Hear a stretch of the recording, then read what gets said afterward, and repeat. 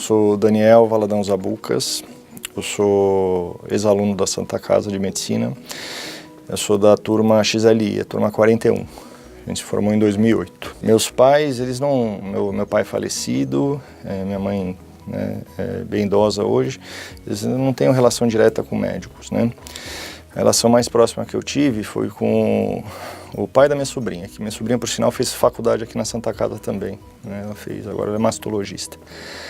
E ele é um baita de um cirurgião, um cara excepcional em todos os sentidos na profissão, né? E me veio aquela ideia mística, mágica quase, do médico, né? Como um exemplo a seguir, alguém que sabe muito das coisas. Acho que daí que veio a ideia, né? Aí o tempo foi passando, né? Chegou a época de vestibular, não passei de primeira, aquela história que é muito comum em medicina, né? Até que consegui passar.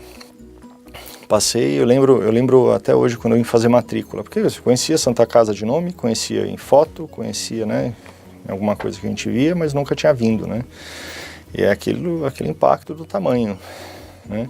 É diferente dos hospitais, geralmente dos hospitais que você vê por aí, né? A arquitetura é muito diferente, os tijolinhos, né? É um negócio que parece que você está naquelas universidades que a gente vê na televisão, aquelas universidades europeias, é um negócio diferente, né? E quando as aulas começaram, é aquilo que a gente ouve muito, mas você vai ter contato, você vai entender mesmo quando começa, né? Eu não sei como que está atualmente, mas nossas salas de aula eram no meio dos corredores.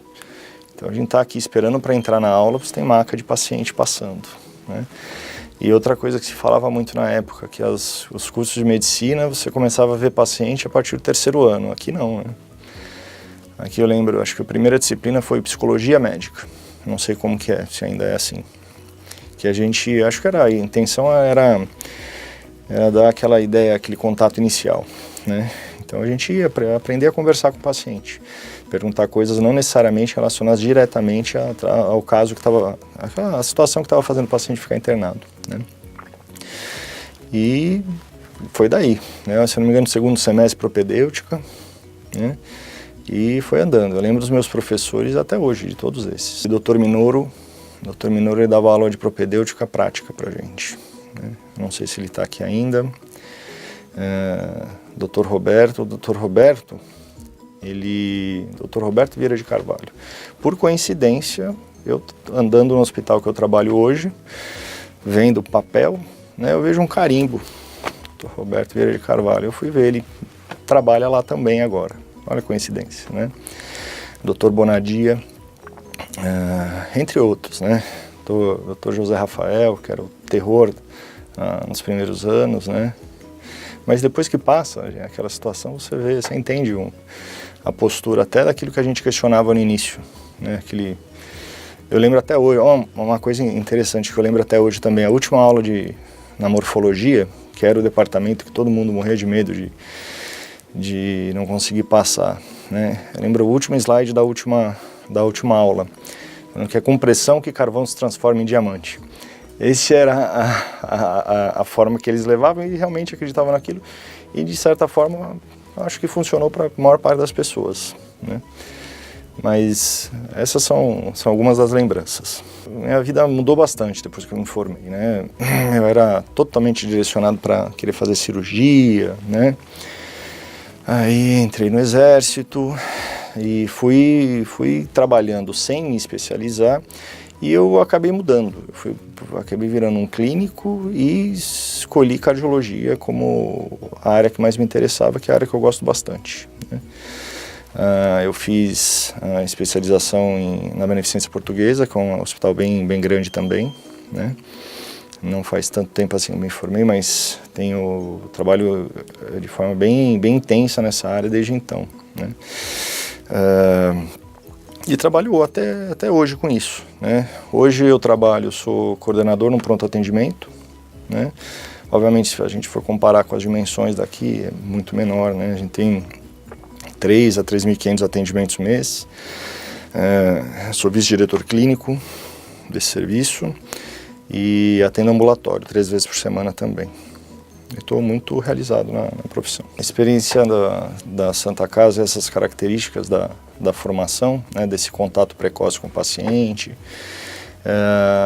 eu vejo que você ser médico não é só o conhecimento, né? O conhecimento, claro que é importante, talvez uma parte, talvez a principal, não sei, mas eu vejo que a tradição e o contato com gente que gosta muito do que faz, que é o que tem aqui, né?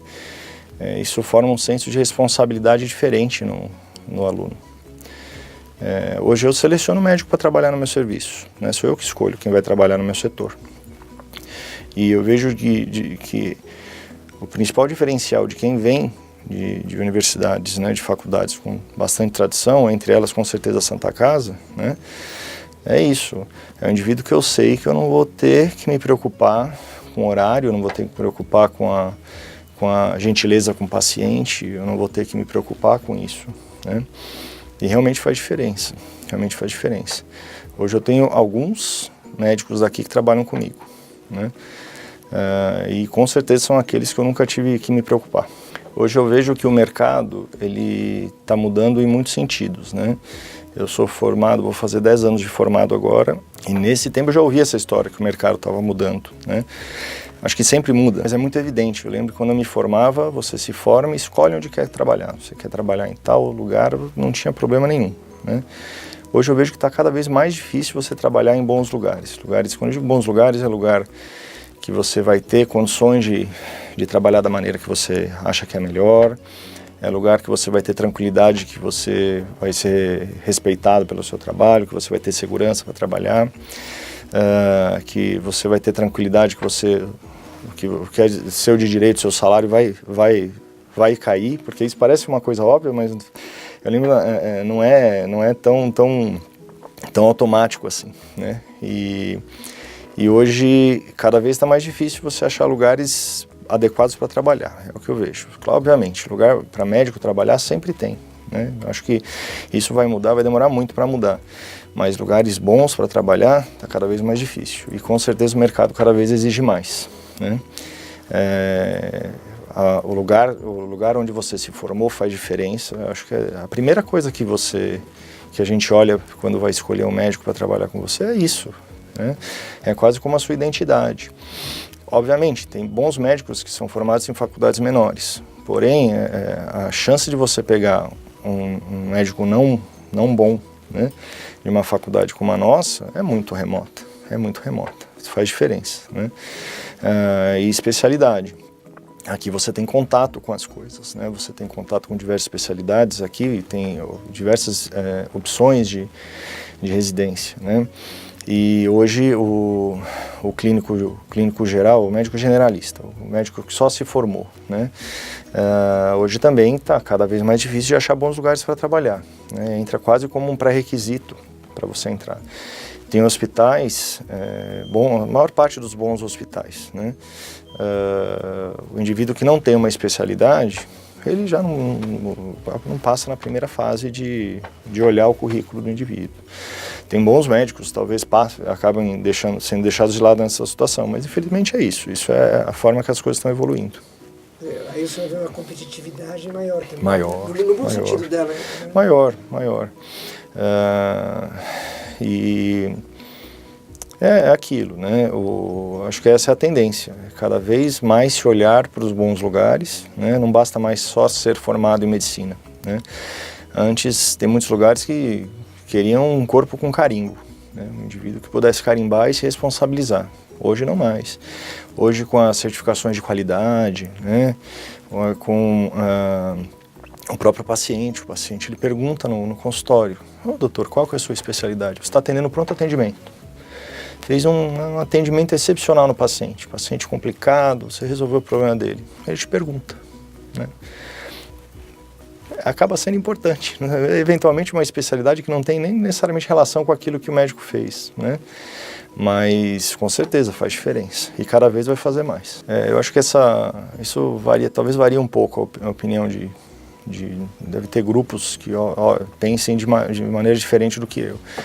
Eu, honestamente, eu não acho um grande problema o paciente ter todo esse acesso à informação, né? É claro que o paciente, se ele tiver empresa, ele procurar lugares que tem informação que não sejam de qualidade, né? E ele não tiver o discernimento para saber, né, que aquilo talvez não seja a melhor opção para ele, né? Isso pode gerar um problema para a saúde dele. Porém, eu inclusive no meu consultório, quando eu faço um diagnóstico que não é tão usual, né, eu mesmo oriento o paciente. Claro, eu gosto de dar orientação sobre a doença, né, me disponho a esclarecer, porém eu mesmo oriento ele procurar, né? Existem alguns sites que são interessantes para ele olhar, né? E no retorno, né, porque faço ambulatório, meu ambulatório eu tenho retorno de tempos em tempos, né? O paciente muitas vezes vem bastante esclarecido, com dúvidas pertinentes, né? E eu acho interessante o acesso. Eu acho como quase tudo na vida, né? Tem o lado positivo e o lado negativo, eu acho que tem mais lados positivos, né? Acesso à informação, eu acredito que é uma coisa sempre positiva. Dos casos que eu lembro da minha faculdade, né? Eu lembro um angolano, chamava Calamandua Pedro. Eu lembro que ele entrou pelo pronto atendimento, pela UPS, né? Com uma dor, aí o residente que atendeu inicialmente viu que ele estava um pouquinho equitérico, amarelado. Só sei que ele evoluiu, descobriram que ele tinha um câncer, né? Ele ficou acompanhando com a gente no DM, né? Eu acho que estava na terceiro andar, DM3. E ele ficou com a gente, acho que uns 4 meses. Ele ficou até morrer, né?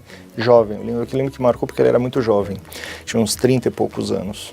E essas coisas faz a gente marcar, né? E tudo que aconteceu. Comentei com ele aqui quando eu cheguei, eu vi a plaquinha dos auditórios 2004, né? A minha turma entrou aqui antes da reforma. Não tinha o auditório, não era aquela ideia de auditório, né, que é descido, né? Eram 2 salonas de aula, que a gente tinha as cadeiras soltas, né? E a gente tinha aula com o de bioquímica, com o professor Varga. Ele faleceu, acho que a gente estava no 2º ano, e o velório dele foi aqui, antes da reforma. Depois que teve a reforma, um pouco menos de 15 anos. Aqui você olha, 15 anos não é nada, né? Você vai olhar o tijolinho, mais de 100 anos o tijolinho, né? A gente entra na faculdade ouvindo que medicina é um sacerdócio, né? E eu acho que, em parte, essa ideia tem razão. Acho que você vive para ser médico e você vive médico o tempo inteiro, né? Vai acontecer, o indivíduo que é médico, vai acontecer um dia no meio da madrugada de tocar o telefone, né? Toca o telefone, ele deixa a família e ele vai atender. E eu vejo, eu vejo meus colegas, né? A gente não pensa, vai e faz, né? Eu estou passando por um momento de reflexão da família, meu filho crescendo, né? Quase batendo os 40 anos agora, né? Eu vejo muitas coisas que eu perdi por causa disso, né? Mas com certeza a gente acaba tendo experiências com coisas que as outras pessoas não têm, né?